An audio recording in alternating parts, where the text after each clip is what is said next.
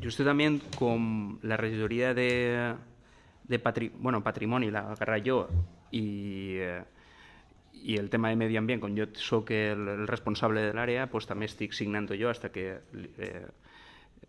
se delegue la firma. Ens van reunir en representants del Brot, Mai Castells i jo, per parlar d'aquest tema. Ens van transmetre, i així ens ho van comentar, el tema del projecte de la làpida funerària, i ens van donar, en el registre d'entrada, que vos va arribar a tots, ens van donar informació.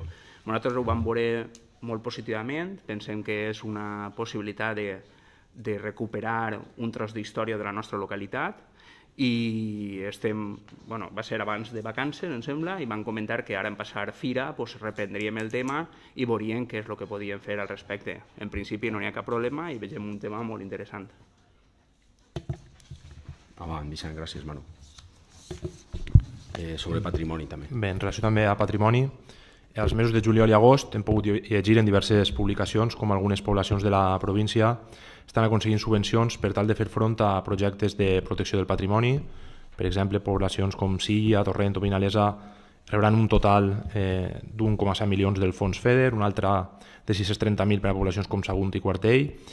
Evidentment, cada població tenim una peculiaritat i no ens podem comparar, però la qüestió és si, donat que s'ha iniciat, o així tenim entès, el projecte per protegir el nostre patrimoni, com es va aprovar fa uns quants plenaris, si hi ha previst sol·licitar alguna subvenció que ens permeta fer front a aquesta protecció amb l'ajuda d'una institució superior, donat que el nostre pressupost és limitat. Sí, m'agrada que em facis aquesta pregunta perquè la veritat és que és un tema que estic portant molt de prop, i la veritat és que és un tema que m'agrada. Bé, com tu ja saps, i els que esteu així, que formeu part de la comissió informativa d'urbanisme, vam portar a una empresa especialitzada i a una persona per a que ens assessorara d'aquest tema i ens va comentar tots els passos que tenien que prendre.